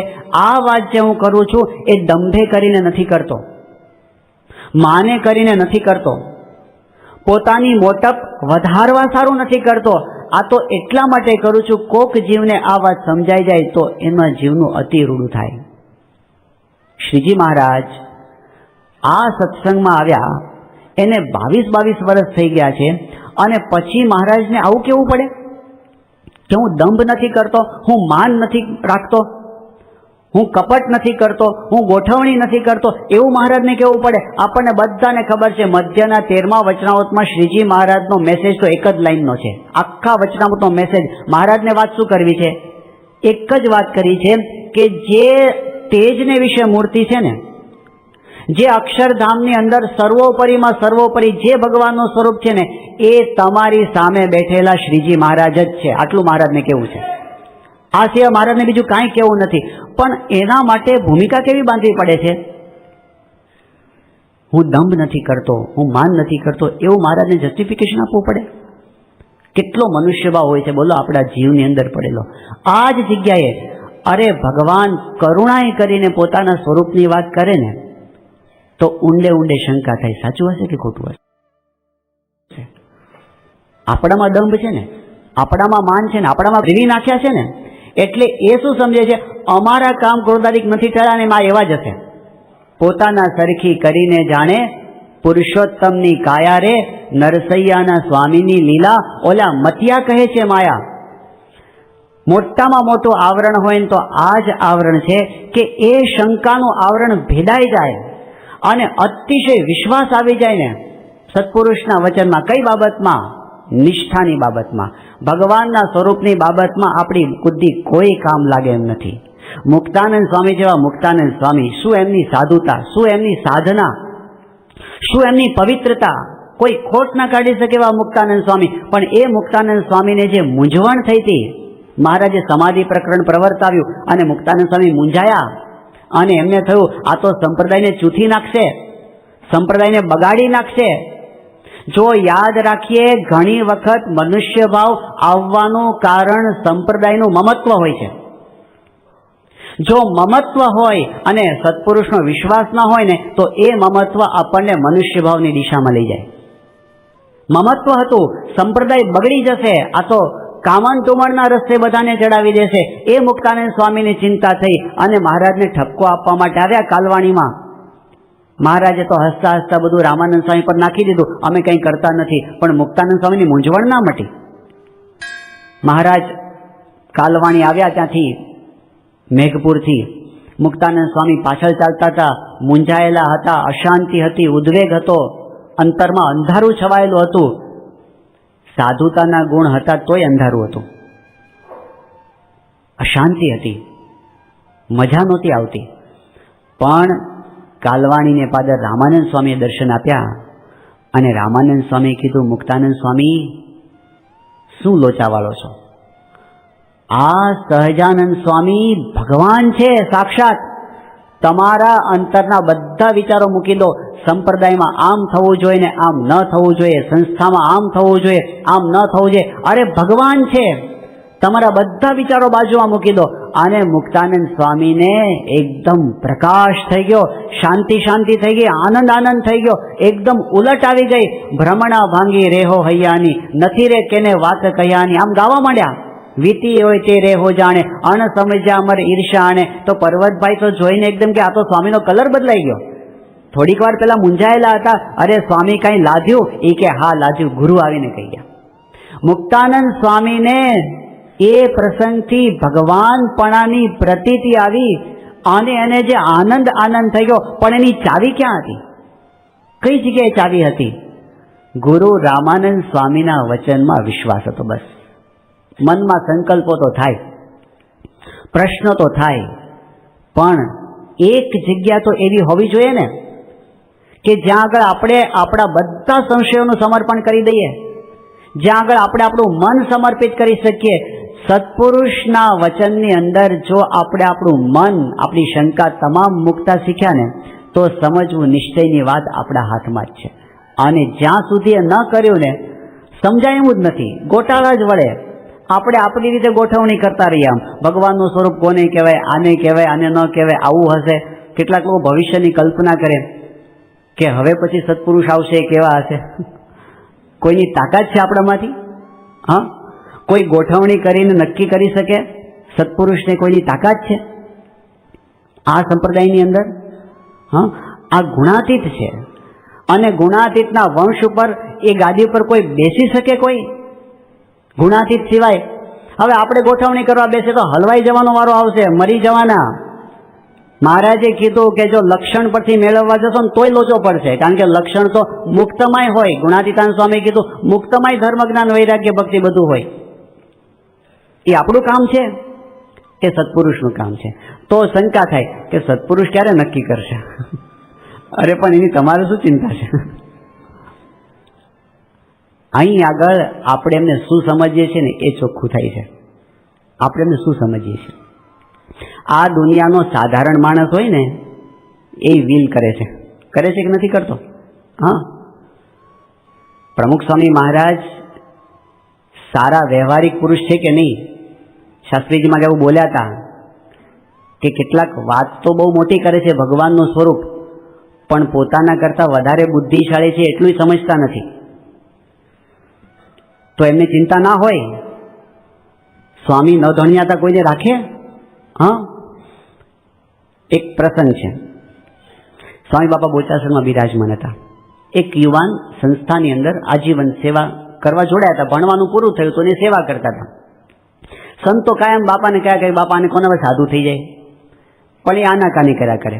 એટલે એ વખતે બાંધકામની જ એક મિટિંગ હતી. એ યુવક હતા અને પછી એ બાપા પાસે વાત થઈ તો છેલ્લે મિટિંગ પૂરી થઈ કે બાપા કોના સાધુ થઈ જાય.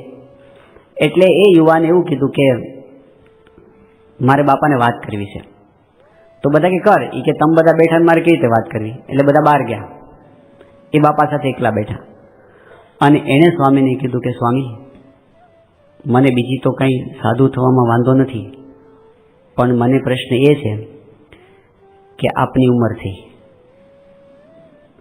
અને અમારે તો આખી જિંદગી કાઢવાની, પછી અમારું શું?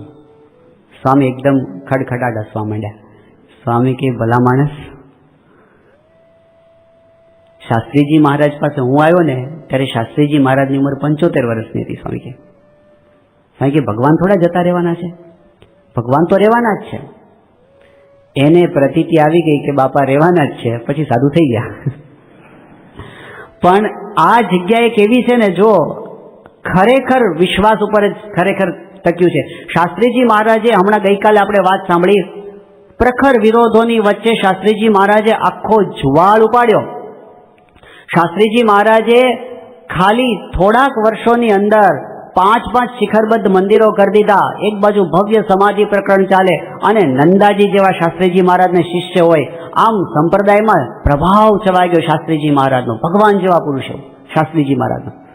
પણ શાસ્ત્રીજી મહારાજની જેમ જેમ ઉંમર થતી ગઈ ને એમ બહારથી એક શંકા નાખવામાં આવતી કે આ શાસ્ત્રીજી છે ત્યાં સુધી બરાબર છે, પાછળથી તો બધું પડી ભાંગશે. આવી વાતો એ વખતે થતી. આ તો બહારની વાત થઈ, પણ જે અંદર હતા હરિભક્તો એમને પણ ઊંડે ઊંડે એક ચિંતા રહ્યા કરતી હતી કે શાસ્ત્રીજી મહારાજ પછી શું થશે. વિક્રમ સંવત 1996ની સાલમાં શાસ્ત્રીજી મહારાજ ત્યાંથી ખાંભડાથી સારંગપુર આવતા હતા, ચાલીને આવતા હતા. એ વખતે ખેંગારજીબાઈએ શાસ્ત્રીજી મહારાજનો હાથ પકડ્યો હતો. ખેંગારજીભાઈ ચૌહાણ એટલે સ્વામિનારાયણ પ્રકાશના આદ્યતંત્રી, યુવાન વર્ષના નિષ્ઠાવાળા યુવક શાસ્ત્રીજી મહારાજનો હાથ પકડીને ચાલતા હતા. એકાંત સ્થાન હતું એટલે ઘણા વખતથી એના મનની અંદર જે પ્રશ્ન ઘોળાતો હતો એ એમને રજૂ કર્યો. શાસ્ત્રીજી મહારાજને કીધું કે સ્વામી, મારા મનમાં એક પ્રશ્ન છે. શાસ્ત્રી મહારાજ કે બોલો ને.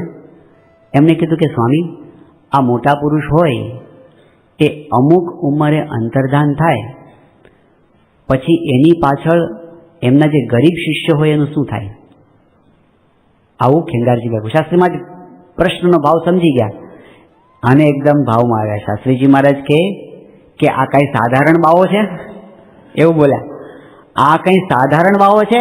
અહીં તો સ્વયં શ્રીજી મહારાજ કામ કરે છે. પાછળ પોતાના જેવાને જ મૂકીને જાય, પોતાના શિષ્યોને ક્યારેય નોંધારા છોડીને જશે નહીં. આવું શાસ્ત્રીજી મહારાજ કહી ગયા. તો અમદાવાદમાં હતા. મૂળ પ્રશ્ન શું હતો? શાસ્ત્રીજી મહારાજની પ્રતિભા એટલી બધી દેખાતી હતી ને, લોકોને એમનો કોઈ ઓલ્ટરનેટિવ નહોતો દેખાતો, કોઈ વિકલ્પ હોય. શાસ્ત્રીજી મહારાજની જગ્યાએ ખરેખર સત્પુરુષનો પ્રભાવ જ એવો હોય છે અને એ જ એમનું કાર્ય છે ને એ જ એમનું કર્તવ્ય છે કે બધાને એમનો કોઈ વિકલ્પ ન દેખાય. જોગી મહારાજ માટે બધાને શું લાગતું કે શાસ્ત્રીજી મહારાજની તો આમ આંખો સામે જોઈએ અને લોકોને આમ વિંધી નાખે. શાસ્ત્રી જોગી બાપા, શાસ્ત્રીજી મહારાજ તો પેલા ઠાકોર સાહેબને ધ્રુજાવી દીધા, એ એમની પ્રતિભા. અને યોગી બાપાને તો મજૂરોય ખખડાવી જાય ગોંડલમાં. એટલા બધા ગરીબ યોગી બાપા દેખાય. એટલે આમ પ્રકૃતિનો એટલો બધો ડિફરન્સ દેખાય ને બધા કલ્પી ન શકે કોઈ દિવસ. એટલે અમદાવાદની અંદર એકવાર બબુભાઈ કોઠારીએ તો પૂછી જ નાખ્યું. એ કે સ્વામી, આ તમારી પાછળ કોઈ સંસ્થા ચલાવે એવા મૂકતા જજો, આ જોગી તો ભલા ભોલા સાધુ છે. આવું બોલી ગયા. તો શાસ્ત્રીજી મહારાજ કે બબુભાઈ, તમે જોગી મહારાજને શું સમજો છો? આ જોગી તો અનંત કોટી બ્રહ્માંડનો વ્યવહાર ચલાવેવા છે. પછી શું બોલ્યા? યોગી બાપાના માટે બોલ્યા શાસ્ત્રીજી મહારાજ કે વ્યાસજીએ ભાગવતમાં જેટલા કંઈ સંતના લક્ષણ કયા છે એ બધા તો જોગી મહારાજમાં છે જ, પણ વ્યાસજી કોઈક ભૂલી ગયા હશે ને એ પણ યોગીજી મહારાજમાં જોવા મળશે. પેલા રઢુ પુરુષોત્તમ પુરાના હરિભક્તો કે સ્વામી, આ અમુક લોકો કહે છે કે પછી મંદિરો તો અમારે જ હાંચવવા પડશે, શાસ્ત્રીજી મહારાજ જશે પછી. શાસ્ત્રીજી મહારાજ એમને પણ કીધું, જોગી મહારાજ છે ને, પણ બધાને પ્રશ્ન આ રહેતો હતો, આપણે સ્થૂળ દ્રષ્ટિથી જોવા ટેવાયેલા છીએ, પણ યાદ રાખીએ સત્પુરુષ એનો ભેદ અનાદિનો છે.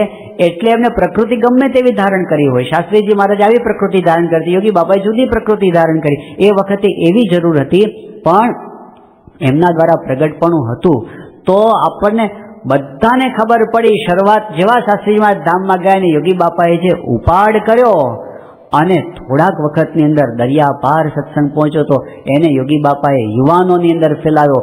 મંડળો બધા ચાલુ કરી દીધા અને યોગી બાપાનો પ્રેમ, યોગી બાપાની સાધુતા, આખો સત્સંગ સમુદાય હિલોળે ચડ્યો આમ. અને બધાને પ્રતીતિ થાય યોગી બાપાએ આ લંડનની અંદર મંદિર કર્યું. જ્યારે પ્રતિષ્ઠા કરી, પહેલું વહેલું હિન્દુ મંદિર વેસ્ટર્ન વર્લ્ડની અંદર કરી, ચર્ચમાં પ્રતિષ્ઠા કરીને જ્યારે યોગી બાપા ભારતમાં આવ્યા, જય જયકાર થઈ ગયો. એ વખતે હરિપ્રસાદ મંછારામ ચોકસી, જૂના મદીના ચુસ્ત હરિભક્ત, એ યોગી બાપા પાસે આવ્યા અને યોગીજી મહારાજના એકદમ પગ પકડી લીધા અને કે જોગી મહારાજ તમે કોણ છો? તમે સાક્ષાત સ્વામિનારાયણ ભગવાન છો કે શું?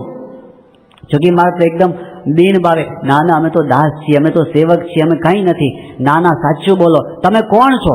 તમે સ્વામિનારાયણ ભગવાન છો કે શું? એ વિના આવું કામ થાય જ નહીં. એ વખતે યોગી બાપા ધીમે રહીને બોલ્યા કે સ્વામિનારાયણ ભગવાનની શક્તિ કામ કરે છે. મોટા પુરુષ પ્રકૃતિ ગમે તેવી બતાવે પણ એમના દ્વારા કામ થાય છે. તો સત્પુરુષનો ભેદ અનાદિનો છે અને એ સત્પુરુષ પોતાનું કાર્ય પોતાની રીતે કરે જ જાય છે. એમના વચનમાં અતિશય વિશ્વાસ હોય ને એ જ આપણા જીવનની સાધના બને છે. શરૂઆતમાં વાત કરી મધ્ય 21માં મહારાજે કે ભગવાન સર્વ કરતા હરતા છે. એ સર્વ કરતા પણ આ પ્રગટમાં આપણને દેખાવું જોઈએ. જે વર્તમાન કાળે હરતું ફરતું ભગવાનનું સ્વરૂપ દેખાય છે ને એમાં બાપા 16મી જુલાઈ 1998ના દિવસે ત્યાં વેસ્ટ સ્ટેશનમાં હતા અને એ વખતે સ્વામી જે સ્વરૂપ નિષ્ઠાની વાતો ઉપાડી, સ્વામી કે જે કંઈ છે ને બધું ભગવાન કરે છે. આ ઝાડ પાન પૃથ્વી બધે ભગવાન રહ્યા છે, આ ખુરશીમાં ભગવાન રહ્યા છે. સ્વામી કે ભગવાન બધાનો આધાર છે. ભલે થોડી રીતે આપણને એવું લાગે. સ્વામી કે મહારાજ ઘોડા ઉપર ચાલીને જતા તો ઘોડો આધાર થયો? ઘોડો આધાર નથી, ભગવાન ઘોડાનો આધાર છે. અનંત કોટી બ્રહ્માંડનો આધાર એ સત્પુરુષ છે. પછી બાપા બોલ્યા, સ્વામી કે અત્યારે ખુરશી પર બેઠા છે તો ખુરશી આધાર છે? એ બધાનો આધાર છે. પ્રથમનું 27મું વચનામૃત કે સત્પુરુષ છે એ આખા અનંત કોટી બ્રહ્માંડના જીવોના બધાના આધારરૂપ છે. આ વાત જો સમજાણી હોય ને પ્રગટની વાત, તો પછી પ્રથમના 63માં વચનામાં મહારાજે કીધું ને એવું પૂર્ણકામ પણ આવે. પ્રશ્ન અહીં થાય છે, મહારાજે કીધું નિશ્ચયમાં ખામી હોય એની નિશાની શું? જેને નિશ્ચયમાં ખામી હોય એને ભગવાન પ્રતાપ દેખાડે ને ત્યારે બહુ આનંદ થાય, અને જ્યારે ભગવાન પ્રતાપ ન દેખાડે ત્યારે મૂંઝવણ થાય, અંતરમાં ઝાંખું થઈ જાય. પ્રતાપ દેખાડે ત્યારે ઓહો થઈ જાય, ન દેખાડે ત્યારે બાપા ક્યારેક દેખાડે છે ક્યારેક નથી દેખાડતા. હા, આપણે જોયા છે પ્રસંગો તો હજારોની સંખ્યામાં છે બાપાએ બતાવ્યા હોય. અમદાવાદમાં બાપા બિરાજમાન હતા અને 2012ની સાલમાં, અને એ વખતે ત્યાં આગળ સ્વામીશ્રીને પેલું ટેકીકાર્ડિયા થઈ ગયો હતો. ટેકીકાર્ડિયા એટલે શું કે પલ્સ એકદમ વધી જાય. તો સવારે બાપાને આમ બહાર દર્શને લાવતા હતા, એ જ વખતે આવું થયું એટલે સ્વામીને તરત પલંગમાં સુવડાવી દીધા અને સ્વામીના પલ્સ 120 સુધી પહોંચી ગયા હતા. એટલે ડૉક્ટરોએ કહે કે હલાવાય જ નહીં, સ્વામીને આરામ કરાવો, અને બીજું ટ્રીટમેન્ટ એ લોકો પોતાની રીતે આપતા હતા. તો આ બાજુ પલ્સ ઓછા થાય નહીં. થોડી વાર થઈ અને બધા સંતો ઊભા હતા, ડૉક્ટરો આજુબાજુ જ હતા સ્વામીના પલંગની આજુબાજુ, અને એક સંત ગયા અને સ્વામીને કીધું કે બાપા આપ તો લીલા કરો છો. હમણાં એવી વાત કરતા હતા ગઈકાલે કે આપણે મિટિંગ કરવી છે અને આમાં તો આવી તમે લીલા કરી, આમાં મિટિંગ ક્યાંથી થાય? બાપા કે આપણે મિટિંગ કરીએ એવું બોલ્યા. તો પેલા સંત કે બાપા આવી પરિસ્થિતિમાં જો મિટિંગ કરીએ ને તો બધાને અશાંતિ થાય. અત્યારે મિટિંગ કરીએ તો બધાને અશાંતિ થાય. તો એ વખતે નારાયણચરણ સ્વામી બોલ્યા, એ કે બાપા જો અત્યારે છે ને તમારા પલ્સ છે ને 117 છે, 117 અત્યારે 117 છે. જો તમે એને 70 કરી નાખો ને તો બધાને શાંતિ થઈ જાય. તો બાપા કે એ ક્યાં ખબર પડે છે, ક્યાં દેખાય છે? એમ બાપા એવું પૂછ્યું. એટલે બાપાની બાજુમાં પલંગની બાજુમાં પેલું મોનિટર રાખ્યું હતું, ડિજિટલ મોનિટર, એમાં આંકડા દેખાય, પલ્સ દેખાય. એટલે એ પલ્સ બાપાની સામે લાવ્યા આમ જોવા માટે કે બાપા આમાં લખ્યું છે. અને સ્વામીએ જેવી દ્રષ્ટિ કરીને 117માંથી સીધા 70, અને પેલા વ્રજલાલ પટેલ ડૉક્ટર છે ને બહુ જાડા શરીરવાળા છે બાપાના, સાષ્ટાંગ દંડવત પ્રણામ. એ કે બાપા જો મારાથી દંડવત થતા નથી, અને મારાથી દંડવત હું એકવાર કરું તો મારાથી ઊભા નથી થવાતું પાછું, પણ આજે તો મારાથી ઊભા ન થાય તો બીજા ઊભા કરજો, પણ મારે દંડવત કરવા છે. તો ક્યારેક આમ અચાનક આવું બતાવી દે અને ક્યારેક સાવ ઢીલા ઢફ આમ કઈ છે નહીં એવું જ બતાવે. આ એમની રીત છે. મોટા પુરુષ ઐશ્વર્ય બતાવે ન બતાવે. હમણાં 5-1 મહિના પહેલાં સ્વામી સારંગપુરમાં હતા અને બાપા બીમાર પડ્યા હતા, અને એ વખતે બધા ડૉક્ટરો ભેગા થઈ ગયા હતા. એટલે નારાયણચરણ સ્વામી રાતના 11:30 કીધું કે અત્યારે બધા ડૉક્ટરો ફ્રી પડ્યા છે, બાપા આરામમાં છે, તો કંઈક સત્સંગ, કથા, વાર્તા, ગોષ્ઠી કરો. એટલે અમે બધા બેઠા હતા અને વાતચીત ચાલતી હતી. એમાં આ વીપી પટેલ સાહેબે વાત ચાલુ કરી. એ કે મારા ફોઈ છે ને, એમના ફોઈ એટલે અનિર્દેશ સ્વામી જે આપણા સંત છે એના દાદીમાં થાય. તો એમણે કીધું કે મારા ફોઈ છે ને એમને ગળામાં દુખાવો ચાલુ થયો. પછી ડૉક્ટરોને બતાવ્યું તો ખબર પડી કે કેન્સર છે, અને કેન્સર છેલ્લા સ્ટેજમાં પહોંચી ગયું છે, અને હવે ઓપરેશન કરવાથી પણ કોઈ સુધારો થાય એમ નથી એવું એમણે ડૉક્ટરોએ નિદાન કરી દીધું. એટલે કે હવે એમને ઘરે જ રાખો તમે, અને તમે એમની જેટલી થાય એટલી સેવા કરો. એટલે બધી પેઇન કિલર ને એવી જ એમને ટ્રીટમેન્ટ આપતા હતા, બીજી કોઈ ટ્રીટમેન્ટ અપાય એવું હતું નહીં. હવે એ દરમિયાન ખાવા પીવાનું તો બધું બંધ થઈ ગયું હતું, એટલે એમને પેલું ડ્રીપથી બધું આપતા હતા એનર્જી. એમ કરતાં કરતાં શરીર ક્ષીણ થતું ગયું, અને છેલ્લે ડૉક્ટરોએ એવું જોયું કે જો ડ્રીપ બંધ કરીએ એટલે 24 કલાકમાં ધામમાં જેવી સ્થિતિ આવી ગઈ હતી. પછી એમને દુઃખી કરવાનો હર્ષ નહોતો, એટલે એ બંધ કરી દીધી. અને છેલ્લે જ્યારે સાવ છેલ્લી અવસ્થા આવી ગઈ, ડૉક્ટરે કીધું કે હવે ધામમાં જ જશે. સગાવાલા બધા આવી ગયા હતા, અને રીત પ્રમાણે આપણે ત્યાં હિન્દુ ધર્મમાં રીત હોય છે કે છેલ્લી અવસ્થામાં પેલું આમ નીચે ચોખ્ખો કરી અને એના ઉપર લાવી દે. જમીન ઉપર છાણનું લીપણ કરી દીધું, એ માજીને નીચે લાવી દીધા, પેલા છાણનું પેલું લીપણ કર્યું તેના ઉપર. અને પછી બાપાને છેલ્લે ફોન કર્યો, વીપી પટેલ સાહેબ, બાપા બોચાસણ હતા. વેદજ્ઞ સ્વામીએ ફોન ઉપાડ્યો, કીધું બાપા સાથે વાત કરવી છે. એટલે સ્વામીએ ફોનમાં પૂછ્યું કે શું છે? કીધું કે બાપા મારા ફોઈ છે અને હવે છેલ્લી અવસ્થા છે, આપ આશીર્વાદ આપો, ધામમાં જાય. સ્વામી કહે કે શું થયું છે? શું? એ કે બાપા હવે કેન્સર થયું હતું, પણ હવે કંઈ બીજું કંઈ થાય એમ નથી, અને આપ આશીર્વાદ જ આપો હવે કે જલ્દી છૂટે. તો સ્વામી કે તમે એને પૂછો કે એને કંઈ ખાવું છે? તો એ કે બાપા ખાવાનું તો હવે ક્યાંથી હોય, કારણ કે પાણી પણ ઉતરતું નથી કેટલાય સમયથી ગળે. બાપા કે પૂછો તો ખરા. તો પૂછું કે માજી કંઈ ખાવું છે? કે ખીચડી હોય તો ખાઈએ. હવે બધાને આશ્ચર્ય થયું કે ખીચડી? તોય એમની અંતિમ ઈચ્છા, બધાને ખબર હતી ગળા નીચે કે ઉતરવાની છે નહીં, પણ છેલ્લી ઈચ્છા એટલે ખીચડી તાત્કાલિક એને એટેનેટે રાખ્યો, ત્યાં જ જમીન ઉપર જ રાખ્યા છે. આ બાજુ ખીચડી પકવી તાત્કાલિક, 2 સીટીમાં ખીચડી તૈયાર થઈ ગઈ. એ લાવી અને પછી ખીચડી ચમચી લાવે કાઢી અને માજીને ટેકો દઈને બેઠા કર્યા, અને એક જણે મોઢામાં મૂકી ચમચી, તે ઉતરી ગઈ ગળા નીચે. આખી વાટકી ખાઈ ગયા.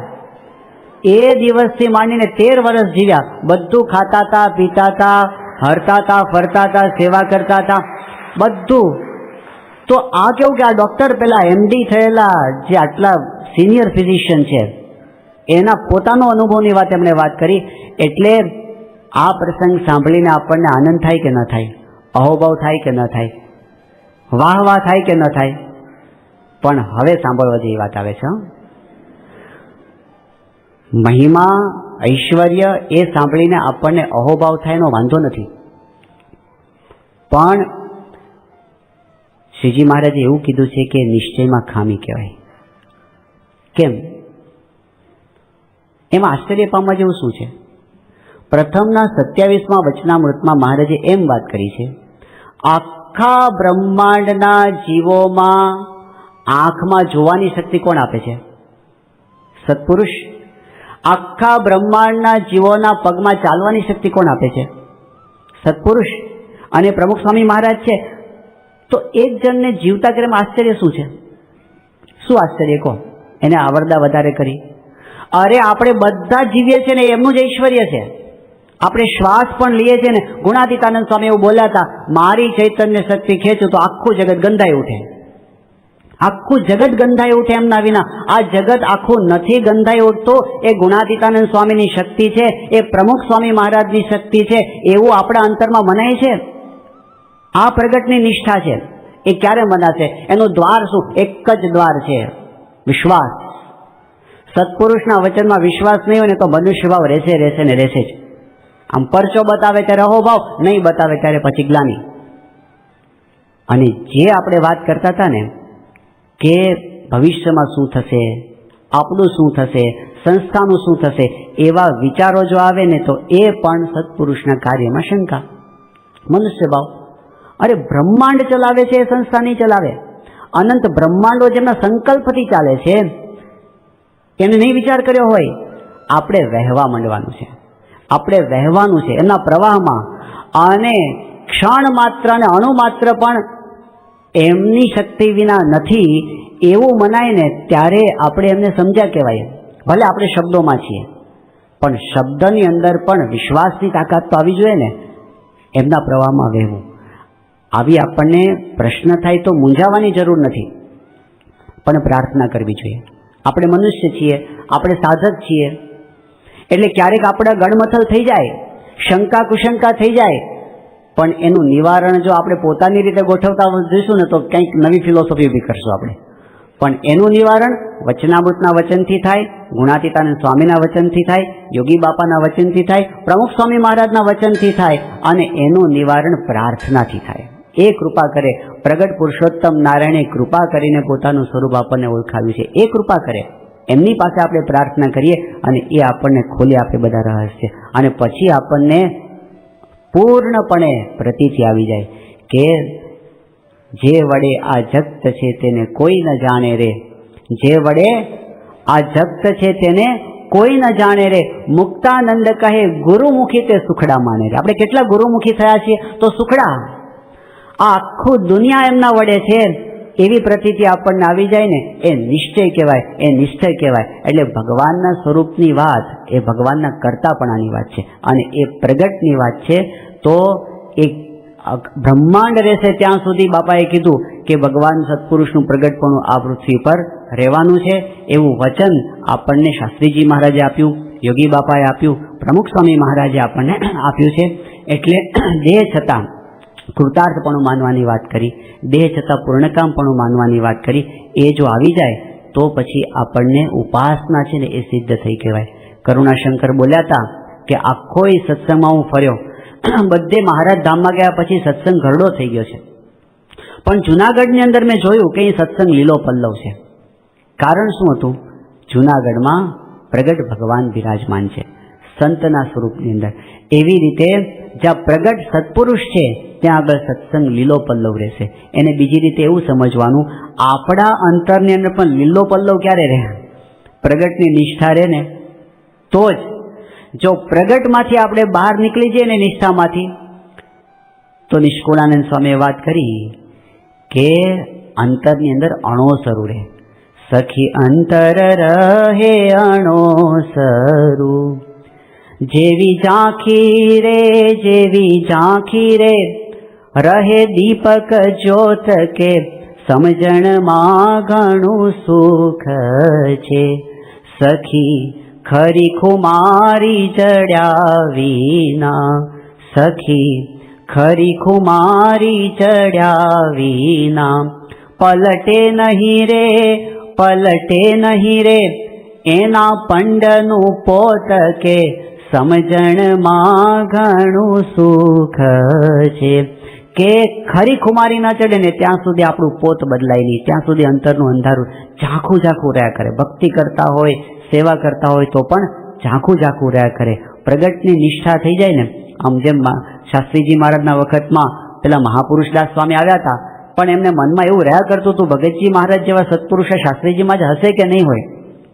ડાઉટ રહેતો હતો ને મજા નહોતી આવતી. પણ પછી બોચાસણમાં એમણે સંકલ્પ કર્યો કે આજે તો નિર્ણય કરી નાખવો છે. શાસ્ત્રીજીમાં જ કથા કરવા બેઠા અને મહાપુરુષદાસ સ્વામી એને પંખો નાખવા ઉભા રહ્યા. હવે મહાપુરુષદાસ સ્વામી વડીલ સંત હતા, સિનિયર હતા. શાસ્ત્રીજી મહારાજને શરૂઆતમાં ભગતજી મહારાજના મહિમાની વાતો એ કરતા. હવે એટલા જૂના હોય અને એને શાસ્ત્રીજી મહારાજની મર્યાદા રાખે, એને પંખો ન નાખવા દે. એટલે એમને સંકલ્પ કર્યો કે હું પંખો નાખવા ઊભો થાવ અને જો શાસ્ત્રીજી મહારાજ મને અટકાવે નહીં તો સાચા.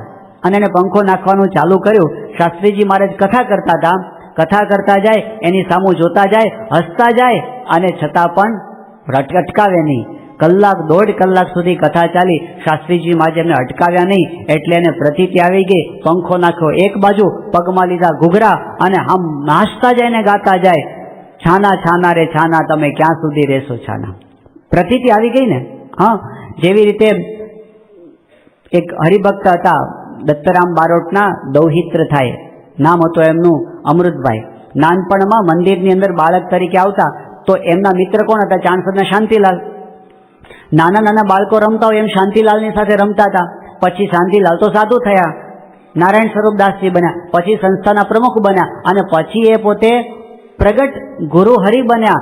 એ વખતે અમૃતભાઈના મનમાં શંકા રહ્યા કરે કે આ તો આપણી યારે રમતા હતા, એ આ ભગવાનનું સ્વરૂપ અંતરમાં મનાય નહીં, બરોબરિયાપણું રહ્યા કરે, એટલે મનમાં ગુચાયા કરે.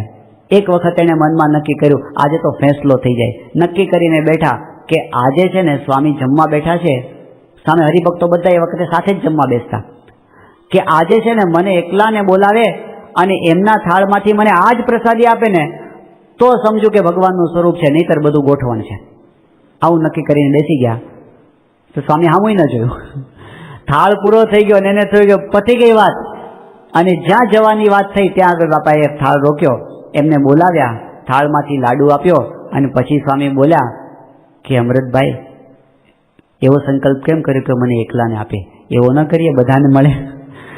એટલે એમણે એકદમ હાથ જોડી દીધા કે બાપા મારી ભૂલ થઈ ગઈ. સ્વામી કે આવા સંકલ્પો કરવા નહીં. શાસ્ત્રીજીમાં જ યોગી બાપાના વચનમાં વિશ્વાસ રાખવો. આપણો નિષ્ઠાનો પાયો વિશ્વાસ જ છે.